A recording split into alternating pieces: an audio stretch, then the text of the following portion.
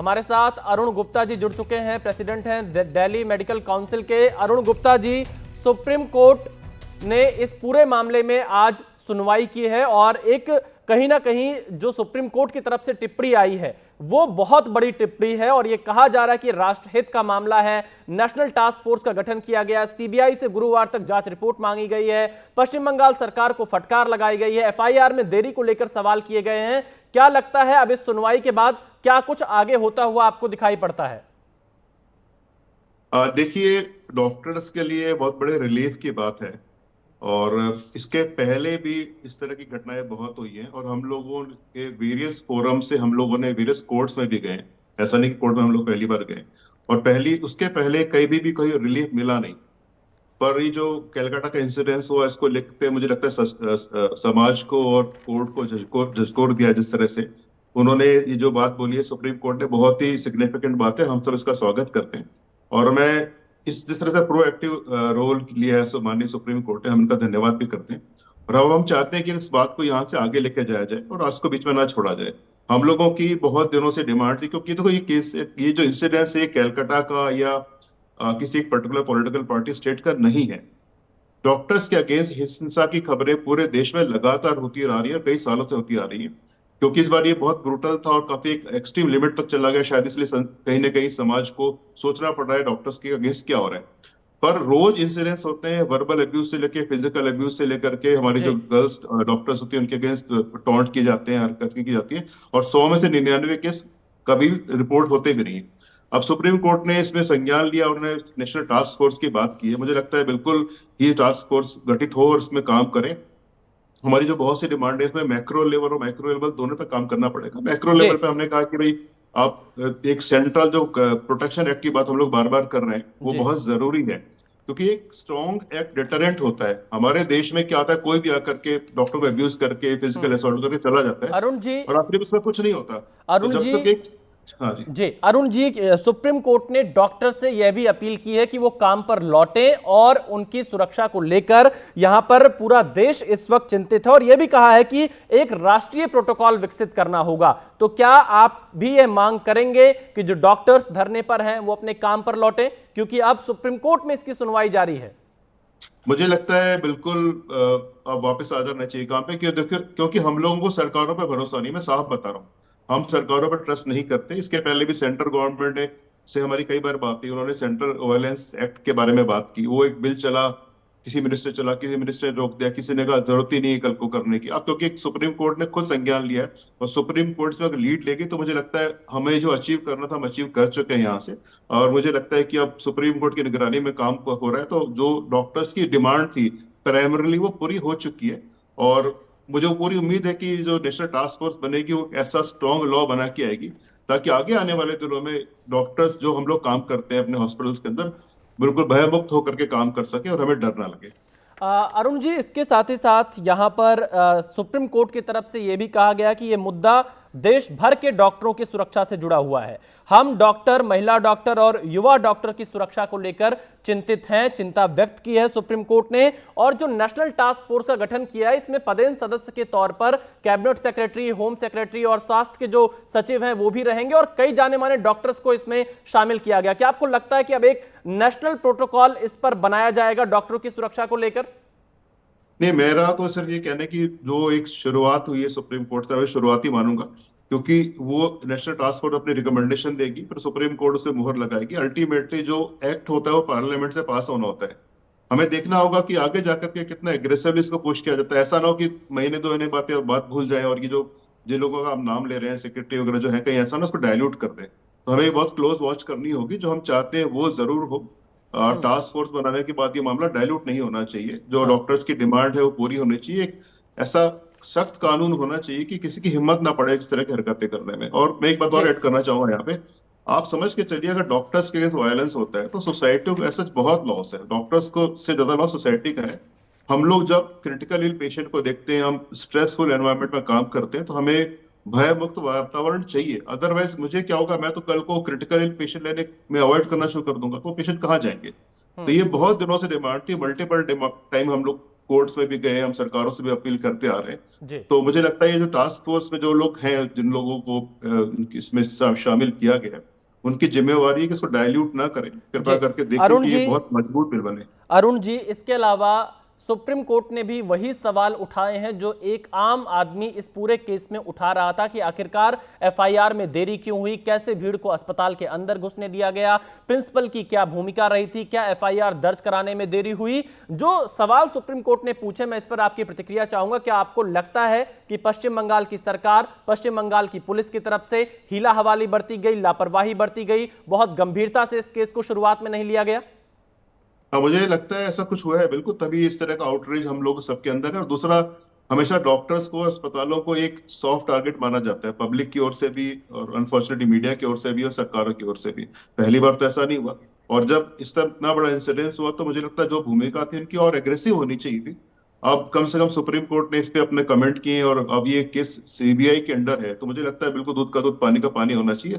और जिन लोगों की भूमिका रही है इसी केस में कि जिन्होंने कोताही बरती है या उन्होंने इसको सीरियसली नहीं लिया, सबके अगेंस्ट सख्त कार्रवाई होनी चाहिए। देखिए, अरुण जी कह रहे हैं सख्त कार्रवाई होनी चाहिए। जिन लोगों ने इस पूरे मामले में ढिलाई बरती है, जिन लोगों ने इस केस को गंभीरता से नहीं लिया। एक बार फिर से अपने दर्शकों को यह अहम खबर बता देते हैं कि सुप्रीम कोर्ट ने सीबीआई से जांच रिपोर्ट मांगी है गुरुवार तक। जो अब तक की जांच सीबीआई की तरफ से की गई है, उसकी स्टेटस रिपोर्ट को गुरुवार तक पेश करना होगा। इसके अलावा सुप्रीम कोर्ट ने यहां पर पश्चिम बंगाल की सरकार से सवाल भी पूछे हैं। साथ ही साथ यह भी पूछा है कि एफआईआर में देरी क्यों हुई है, और नेशनल टास्क फोर्स का गठन किया गया है डॉक्टरों की सुरक्षा के मुद्दे को लेकर। सुप्रीम कोर्ट ने डॉक्टरों से अपील की है कि वो काम पर वापस लौटें, और अगले 3 हफ्ते में एक अंतरिम रिपोर्ट मांगी है इस नेशनल टास्क फोर्स से, जिसमें कई जाने माने डॉक्टर्स को शामिल किया गया है। डॉक्टर नागेश्वर रेड्डी इसमें है, साथ ही साथ पद्मा श्रीवास्तव इस टास्क फोर्स में है, साथ ही साथ पदेन सदस्य के तौर पर कैबिनेट सेक्रेटरी, होम सेक्रेटरी और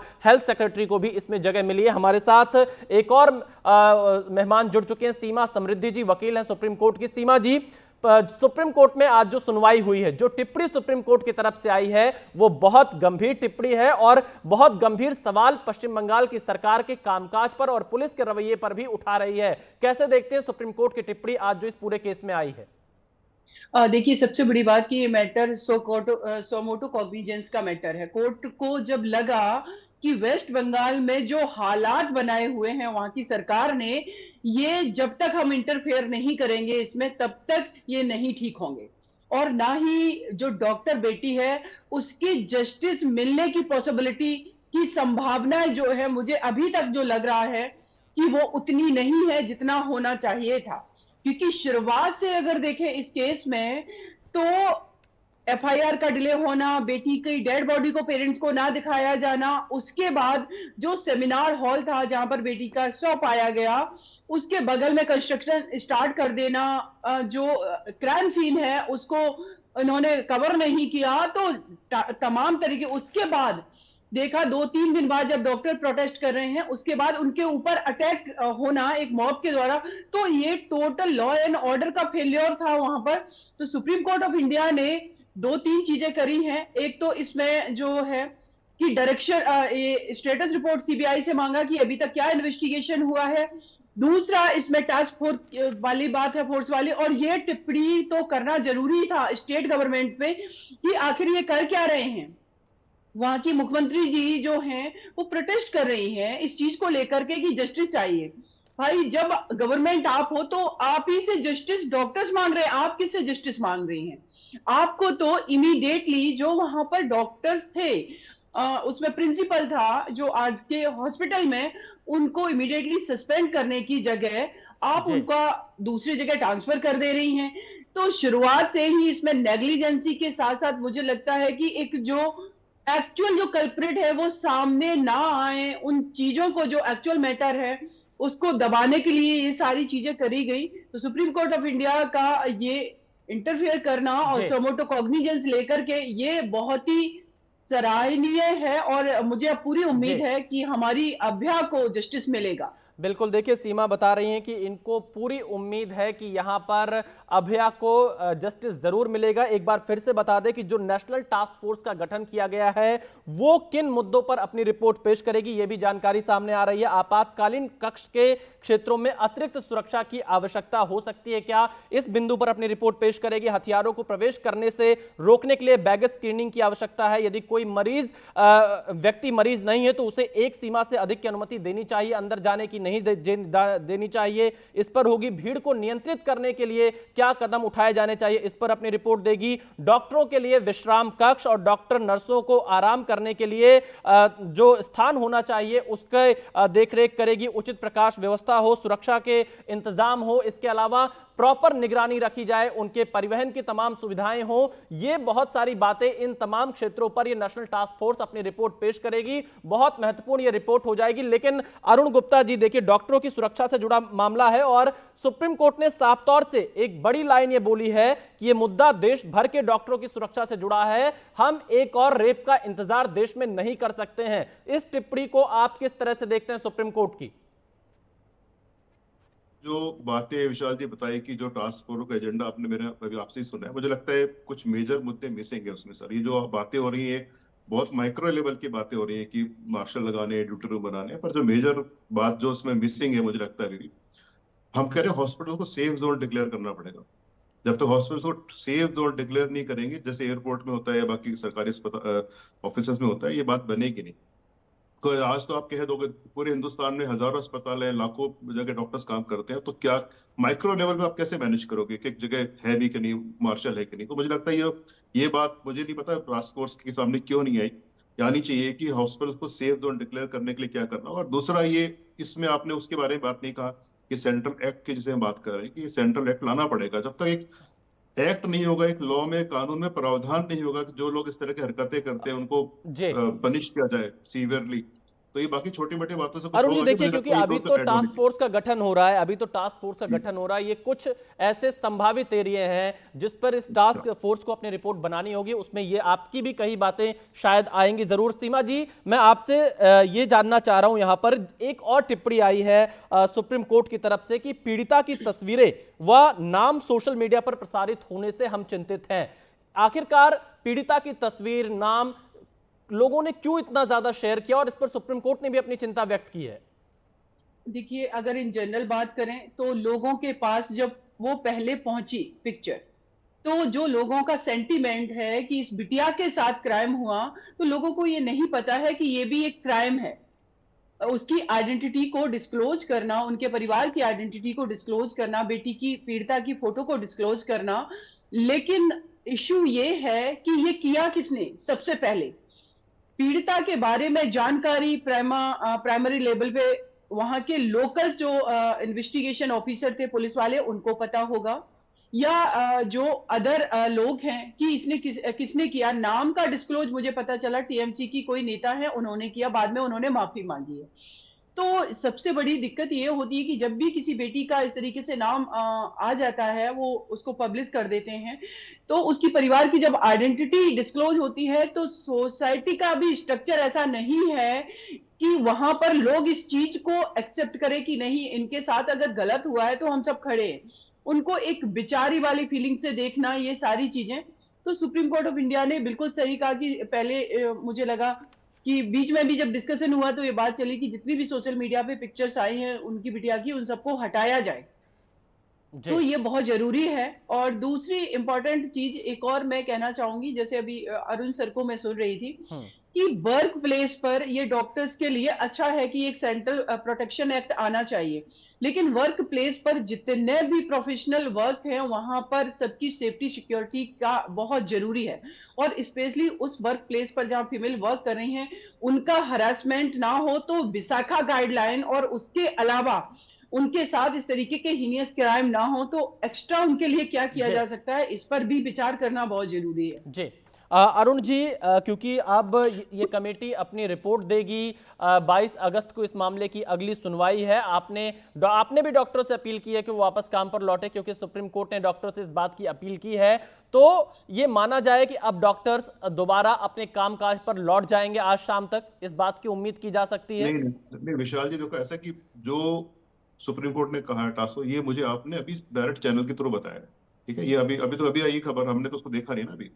तो पहले इस पूरी खबरों को ध्यान से देखा जाएगा, क्या टास्क फोर्स बनी, क्या उसका एजेंडा है, क्या उसका सब कुछ है, और कितना आगे बढ़ना है, कितना। उसके बाद डॉक्टर्स के इतने सारे तमाम लीडर्स हैं, सब लोग मिलकर बैठ के बात करेंगे। मेरा तो सिर्फ एक ब्रॉड जो आपने बताया है, मैं जी। ब्रॉडली उससे खुश हूँ कि सुप्रीम कोर्ट ने सुओ मोटो लिया, सुप्रीम कोर्ट ने नेशनल टास्क फोर्स बनाई है। और क्योंकि सरकारों पे हमें बिल्कुल भरोसा नहीं है, चाहे वो केंद्र सरकार हो चाहे किसी स्टेट की सरकार हो, क्योंकि ये सिर्फ बात बंगाल या ममता बनर्जी की नहीं है, हर देश की हर जगह इस तरह की हरकतें होती रहती हैं। तो डॉक्टर्स जो अभी सुप्रीम कोर्ट का जजमेंट आया, अभी कुछ मिनट ही हुए, सारे जी। बैठेंगे, उसको स्टडी करेंगे और देखेंगे क्या। और बाकी डॉक्टर्स तो कभी भी स्ट्राइक में जाना नहीं चाहते, कभी हम लोग नहीं जाना चाहते, अपना काम करना चाहते हैं। बहुत मजबूरी हो तो एक्सट्रीम तो ही जाते हैं। ये बात कई सालों से चलती आ रही, पहले तो स्ट्राइक पे नहीं गए, अब बिल्कुल बिल्कुल ही जब इंतहा हो गई तो जाना पड़ा। तो अब स्ट्राइक में जाने का हमारा कभी मन नहीं होता, हम बिल्कुल जाना नहीं चाहते। हम उसको स्टडी करेंगे और शाम तक आपको जरूर मालूम पड़ जाएगा कि हमारा अगला एक्शन क्या होगा। जी। तो यहाँ पर देखिए पूरी बात बताई कि किस तरह से अगला एक्शन क्या होगा डॉक्टर्स का। सुप्रीम कोर्ट ने यहाँ पर कई अहम टिप्पणियां की हैं इस पूरे मामले में।